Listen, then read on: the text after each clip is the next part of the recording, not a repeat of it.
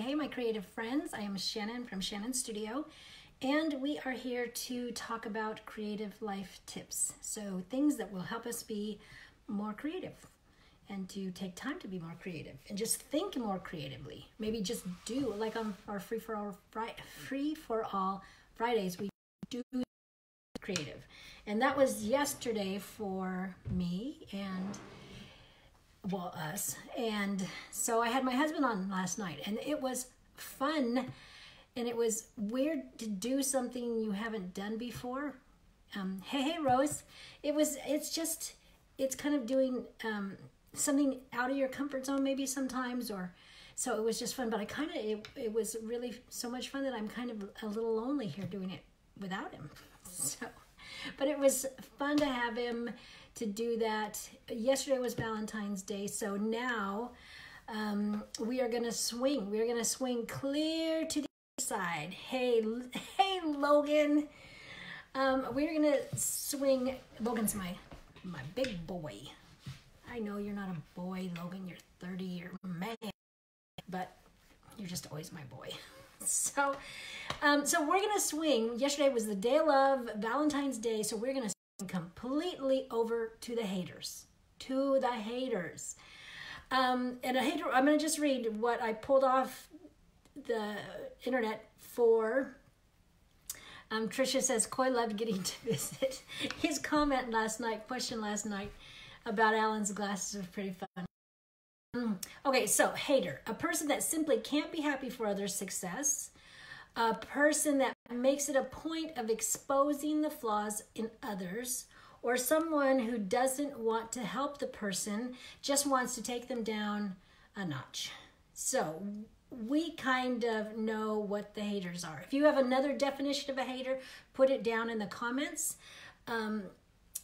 But in life, we deal with haters. It just happens.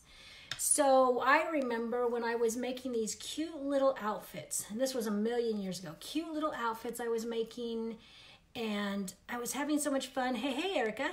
And I was having so much fun making these cute little outfits, little onesies, little stamp on it, little cute stamp on it, and little glitter. And I was just, I had to be in my 20s.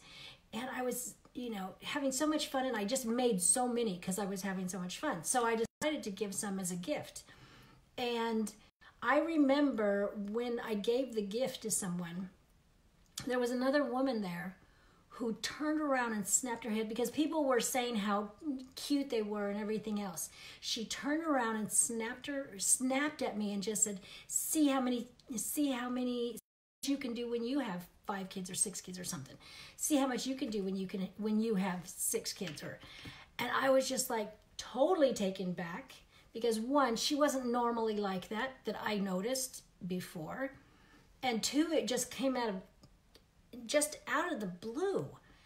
And I was just like, my feelings were hurt. And I realized then that when you are creative and you do things and you put it out there and you are excited about it and you don't mind sharing and you don't mind doing it, that you're going to get people who feel threatened, who become a hater at your expense because you make them feel uncomfortable.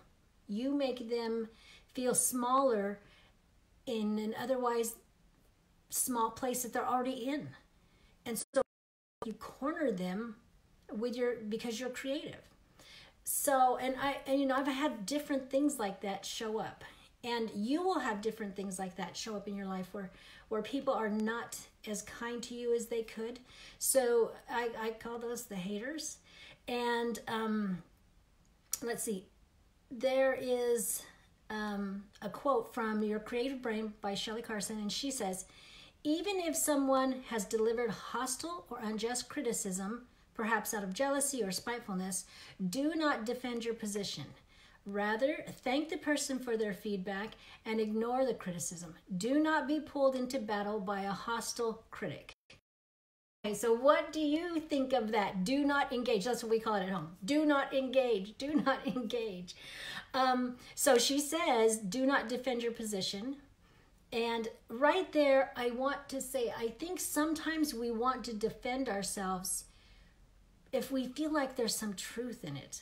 Not always, but I think sometimes it stings if we feel like there's some truth in what they're saying. And if that's the case, then we need to address that truth that we've, that has stung us maybe another time. Not with the hater, not at the same time the hater's hating. It's just like, register this and deal with this at another time. But when it's not the truth, I feel like the more untrue it is, the more it is to not engage, to not defend my position. And so she says, thank the person for their feedback. I don't know. Sometimes I'm like, it's all I'm going to be able to do to just ignore you. I don't know that I could thank you. She's a better person than I am, obviously.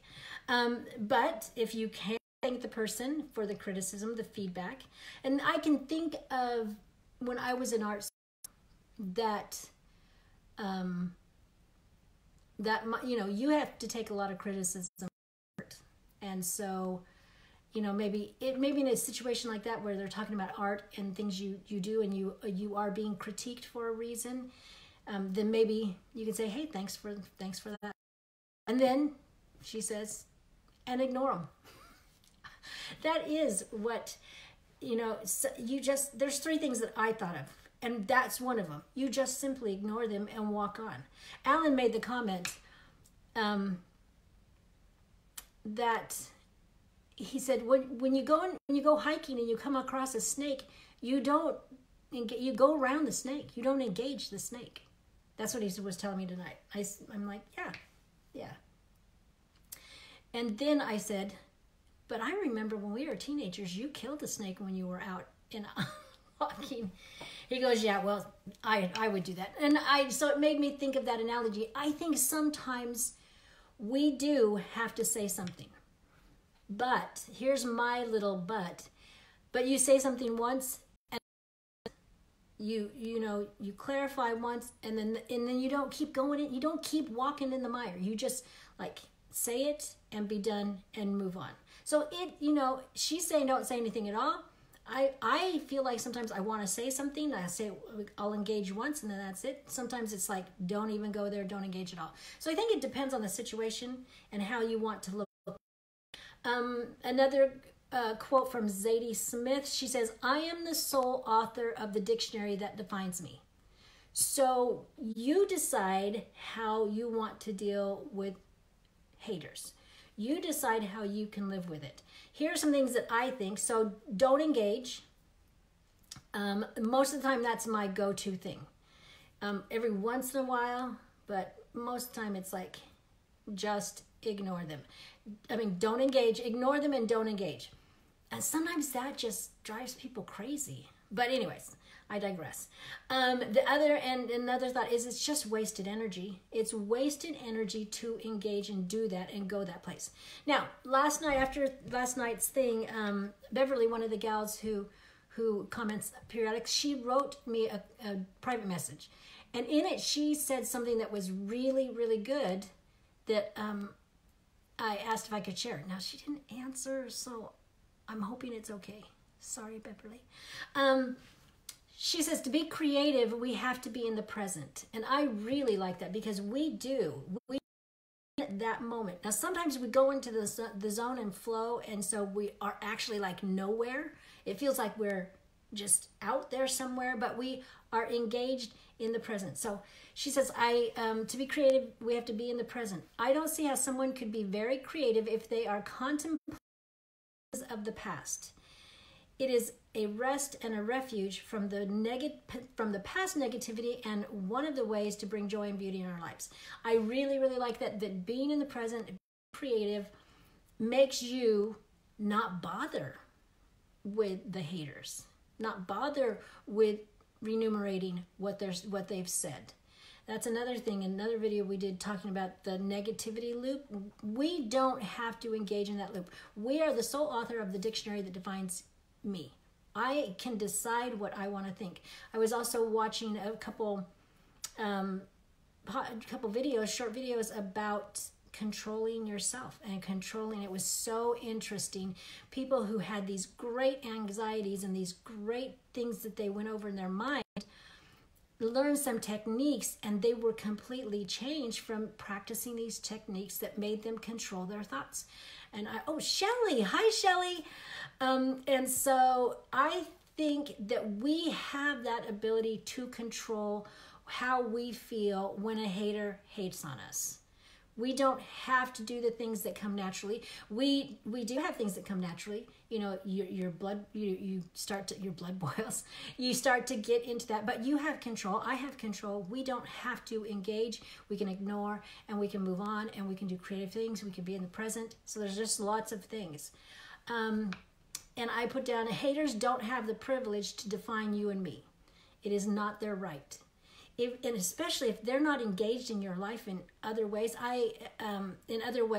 then why listen to them? I think about people who read comments about, and I listen to them say that they have read comments from people that they don't know on the internet, and it just sends them. I think are like this. It just sends them. And we really have to have a sense of who you are, what defines you, what you choose to listen to, what you choose to go over in your head, and how you choose to deal with the haters. There's just sometimes, and I think back at that lady who did that, and thinking about, she had several kids, and she was just overwhelmed. And it's such a shame that, to just not take care of yourself, to not be overwhelmed, to, and creativity. I keep saying it, creativity, go on, look at the list of benefits, goes over all these benefits that it does to help you. And so, being creative helps us in so many ways, and it will help with the haters too. But you got to know that they're just gonna come, and sometimes they're just coming from a place of hurting or overwhelm or something themselves, and it really has nothing to do with you. It could have been somebody else that got the comment, and that's what I have found so many times. If somebody's come up and said something to me, especially good people, I'm just like, you know what, something's up with this gal or this guy, and they are just in a place that it's difficult for them to figure it all out, and they just are letting it out on you. So hey Janae, so that's the tip for tonight. You define you. Don't let the haters define you. Don't let it because and in fact they might come back to apologize to you at a later date, which some people have. See, because it wasn't about you. And so think about those things, ignore, don't engage, don't waste your energy, be creative, be in the present. So that's my tip. If you guys have, because I know of you have dealt with haters. So maybe write down in the comments, because sometimes I don't give an exhaustive list of what you can do. Sometimes I just give a few ideas, and then I'm hoping you come up with ideas to share. Just like Beverly shared some thoughts about being present, and you can't be thinking of the past negativity when you're in the present and doing something creative. She's right. So write down comments that because this I think is difficult for us to kind of wrap our head around when we're hurting or when we've been hurt like that by a hater. So write down the comments, what you think, how you get over it, what you see. Even if it doesn't agree with me, I'm okay with that. As long as my kids agree with me, huh, Logan? Anyways, I'm just kidding. Tricia says, I have a lifelong ban on a couple of haters. You know what? Sometimes that has to happen. Sometimes it has to happen. And yeah. So we have to figure out what we need. The haters don't have the privilege of defining us or having us in how we are defined. You are strong enough to define yourself. I am strong enough to define myself. We choose. And I cannot tell you that in plain enough terms. You choose who you will listen to. And you don't have to listen to them. So, remember, you have a creative heartbeat, so listen for it, and I will be back tomorrow. And I missed Alan today, but this is not his thing. Sleeping now is his thing. I'll see you tomorrow. Bye.